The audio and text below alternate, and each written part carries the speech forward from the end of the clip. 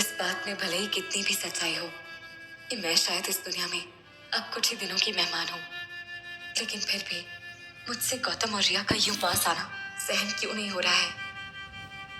Phone पर रिया की आवाज सुन लेने के बाद अंजलि खुद से ही कहती है उसे बहुत बुरा महसूस होता है। ऐसे हालात में भी मेरा दिल सिर्फ गौतम के लिए ही क्यों धड़कता है।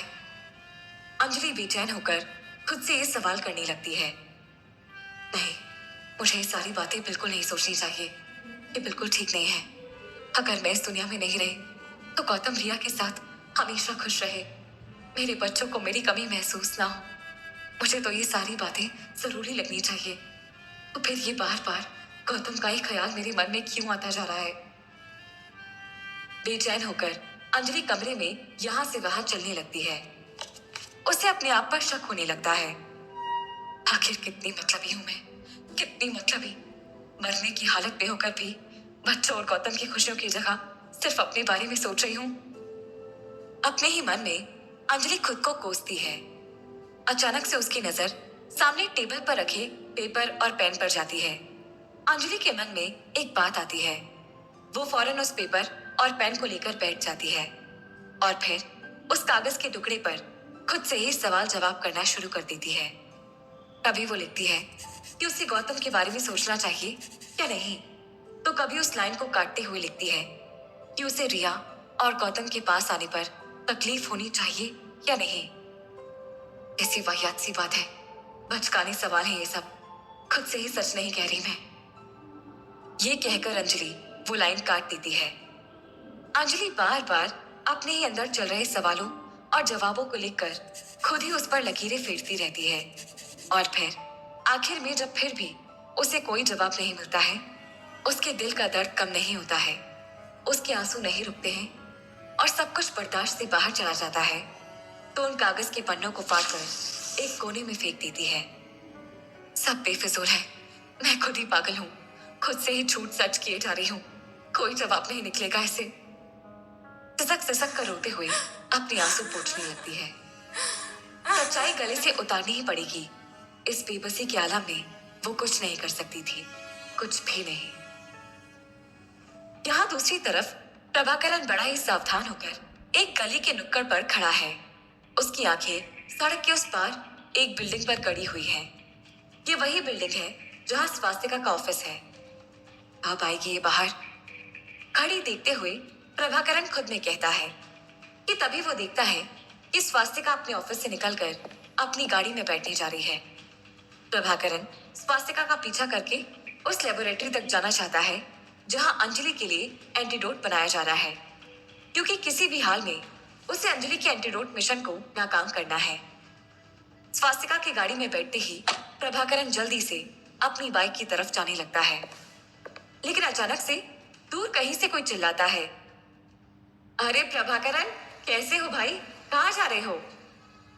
यह आदमी प्रभाकरण का कोई जानने वाला था। उस सड़क पर ज्यादा भीड़ ना होने की वजह से स्वास्तिका का भी ध्यान उसी तरफ जाता है जिस तरफ देखकर उस आदमी ने चिल्लाया था। लेकिन इससे पहले कि स्वास्तिका पीछे मुड़कर प्रभाकरण की तरफ देख पाती, प्रभाकरण जल्दी से मुड़कर वापस गली की तरफ भागता है। भाग यहाँ से बेटा प्रभाकरण, प्रभाकरण खुद में ही कहता है। अरे कहाँ जा रहे हो, जल्दी में हो क्या? वो आदमी फिर से आवाज लगाता है। प्रभाकरण अचानक एक कचरे के डिब्बे से टकराकर लुढ़कता हुआ गिर जाता है। हाय राम, मर गया रे। सारा कचरा उसके शरीर पर और पैर में चोट भी आ जाती है।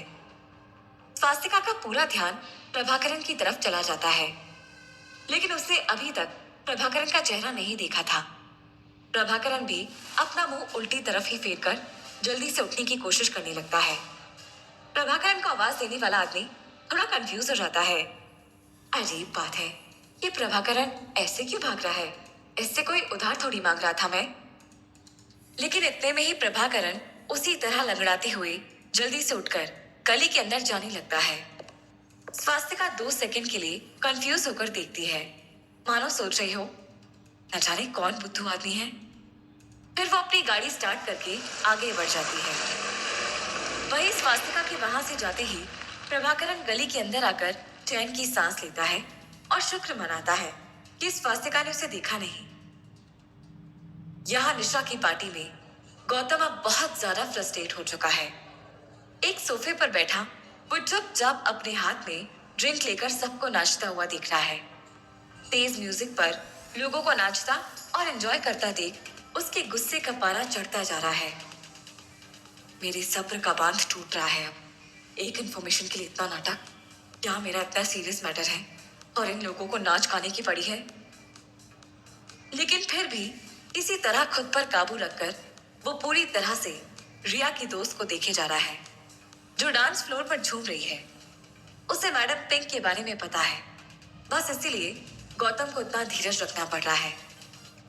पार्टी और नाच गाना चलता रहा और गौतम ने भी काफी देर तक खुद को समझा कर रखा। लेकिन अब उसे लगने लगा था कि उसे उठकर रिया के दोस्त से बात करनी चाहिए। अगर वो फिर से बात को यहाँ वहां घुमाएगी या फिर बताने में नखरा करेगी, तो फिर गौतम भी अब अपनी पर आने वाला है। वही रिया दूर खड़े गौतम के चेहरे पर आते हुए गुस्से को देख लेती है और समझ जाती है कि मामला बिगड़ने वाला है।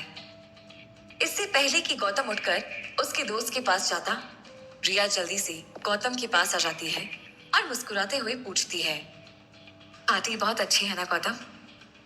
तभी गौतम उठकर रिया के कान में कहता है कि तुम्हारी दोस्त आखिर कब बताएगी मैडम पिंक के बारे में? कुछ ज्यादा ही देर नहीं हो रही है? चेहरे पर एक हिचकिचाहट के साथ रिया गौतम को समझाने की कोशिश करती है, कोई बात नहीं, थोड़ा वेट कर लेते हैं। लेकिन इससे पहले कि रिया की बात पूरी होती, गौतम का गुस्सा और ज्यादा भड़क जाता है। नहीं, बहुत वेट हो गया, अब और वेट नहीं कर सकता मैं।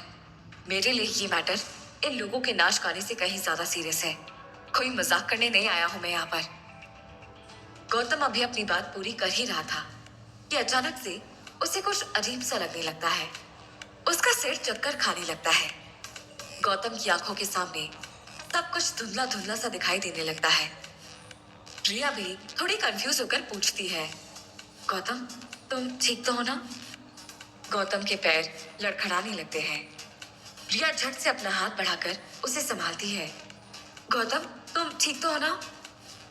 वहीं दूसरी तरफ रिया की दोस्त जो दूर से खड़ी नाचते हुए गौतम की तरफ देखती है, उसके चेहरे पर एकदम से मुस्कुराहट आने लगती है और अपने आप में ही कहती है, नशे की गोली काम करने लगी।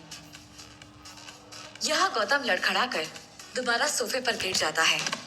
घबराकर रिया जल्दी से उसे संभालने की कोशिश करती है और पलटकर अपनी दोस्त की तरफ हेल्प लेने के लिए देखती है। लेकिन निशा तो रिया को आंख मारकर उसे थम्स अप दिखाती है। रिया फौरन समझ जाती है कि निशा ने ही कुछ किया है।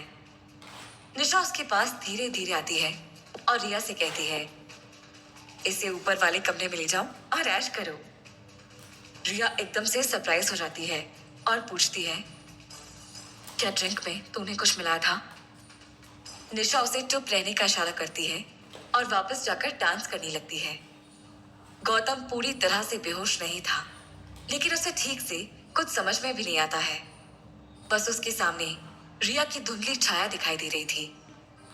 रिया आखिर में गौतम को सहारा देकर उठाने लगती है और उसे ऊपर वाले शांत कमरे में ले जाती है। रिया किसी तरह गौतम को लेकर उस कमरे में पहुंचती है और उसे बेड पर सुला देती है। गौतम अपने आप में ही कुछ बड़बड़ाते जा रहा था। रिया 2 पल के लिए उसे देखती है और थम सी जाती है। बेखबर गौतम के उस हैंडसम चेहरे को देखकर रिया के दिमाग में एक ही बात चलने लगती है, तुम्हें पाने के लिए अगर मैं कुछ गलत करूं तो वो गलत कैसे हो सकता है? तुम तो हो ही ऐसी चीज। मन में ये कहते हुए रिया न जाने क्यों गौतम के और करीब खींची जा रही होती है। धीरे धीरे गौतम पूरी तरह बेखबर होने लगता है। लेकिन जैसे ही रिया अपने होंठ गौतम की बेहद करीब लाती है, गौतम अपना हाथ झट से उठाता है और रिया का हाथ पकड़ लेता है और फिर गौतम के मुंह से निकलता है, अंजलि। ये सुनते ही रिया की आंखें और चेहरा गुस्से में एकदम लाल हो जाते हैं। इतनी बेहोशी में भी गौतम को कुछ याद रहा तो सिर्फ एक ही नाम, अंजलि। धीरे से रिया पीछे हटने ही लगती है, उसे ये सहन नहीं हो पाता। लेकिन गौतम रिया का हाथ जोर से पकड़ लेता है। रिया को अच्छा नहीं लगता। गौतम के मुंह से अंजलि का नाम सुनते ही वो खुद को छुड़ाने की कोशिश करती है, लेकिन गौतम की मजबूत पकड़ की वजह से वो नाकाम पड़ने लगती है। रिया गुस्से में अपने दांत पीसते हुए कहती है, अंजलि नहीं, मैं रिया हूं गौतम। गौतम उसी बेसुदगी में कहता है, प्लीज मुझे छोड़कर मत जाओ, प्लीज। अजीब सी कश्मकश में आकर रिया बेबस हो जाती है। गौतम के इतने करीब उस पल में वो सब कुछ भूल जाती है, और फिर सब कुछ भूलकर, सब कुछ दरकिनार करके वो खुद को गौतम की बाहों में छोड़ देती है। यहाँ प्रभाकरण किसी तरह स्वास्तिका का पीछा करते करते उस लेबोरेटरी तक पहुंच जाता है जहां पर अंजलि का एंटीडोट बनाया जा रहा है। स्वास्तिका अंदर जा चुकी है, लेकिन प्रभाकरण बाहर खड़ा खड़ा कुछ प्लान सोचता है। एकदम से उसके दिमाग में एक प्लान आता है, और फिर वो उस लेबोरेटरी की तरफ बहुत ही सावधानी से बढ़ने लगता है, इस बात का ख्याल रखते हुए कि कोई उसे देख ना ले। वो अंदर आता है तो कुछ सफाई कर्मचारी और वार्ड बॉय को काम करता हुआ देखता है। वो उनमें से एक वार्ड बॉय को ठीक से ऑब्जर्व करता है, जो अपने काम से शायद खुश नहीं लग रहा था और कुछ अजीब सा अपने में ही बड़बड़ाती जाता है। एक तो ठीक से पगार नहीं मिलती है, ऊपर से इतना काम दे देते हैं ये लोग। उसे ये बात कहता हुआ देखकर प्रभाकरण मुस्कुराता है और फिर सीधी बजाकर उसका ध्यान अपनी तरफ खींचता है। वो वार्ड बॉय प्रभाकरण की तरफ देखता है। मैं? प्रभाकरण हाँ में गर्दन हिलाता है। वार्ड बॉय प्रभाकरण के पास जाता है और कहता है, क्या हुआ साहब? मेरे साथ आओ। प्रभाकरण उस वार्ड बॉय को वहां से बाहर लेकर आता है, एक गली में जहां उन्हें कोई देख ना सके, और फिर अपने बैग से कुछ पैसे निकालकर उस वार्ड बॉय को देने लगता है। इतने सारे पैसे देखकर उस वार्ड बॉय की आंखें फटी की फटी रह जाती हैं। प्रभाकरण कहता है, रख लो, एडवांस समझो। बहुत छोटा सा काम है तुमसे, लेकिन किसी को पता नहीं चलना चाहिए। थोड़ा घबराते हुए वार्ड बॉय पूछता है, ऐसा क्या काम है साहब? प्रभाकरण उसे कहता है कि अंदर जो भी चल रहा है उसकी एक एक इंफॉर्मेशन चाहिए, और वक्त आने पर उसे क्या करना पड़ेगा ये प्रभाकरण उसे बताएगा। वार्ड बॉय प्रभाकरण का ये ऑफर और वो पैसे देखकर थोड़ा सोचने लगता है। शायद उसे डर लग रहा था। ये देखकर प्रभाकरण जल्दी से वो पैसे वापस लेकर अपने बैग में रखते हुए कहता है, ठीक है छोड़ो, मैं किसी और से करवा लूंगा। नहीं नहीं साहब, मैं कर दूंगा। वो वार्ड बॉय जल्दी से वो पैसे लेकर मुस्कुराकर प्रभाकरण को तसल्ली दे देता है। दूसरी ओर निशा के घर अगले दिन गौतम की नींद खुलती है। जिस कमरे में रिया ने लाकर उसे सुलाया था, गौतम का सिर थोड़ा भारी भारी सा लगता है, लेकिन जिस वजह से गौतम पूरी तरह शॉक हो जाता है वो ये था कि रिया उसी के बगल में बेखबर सोई है।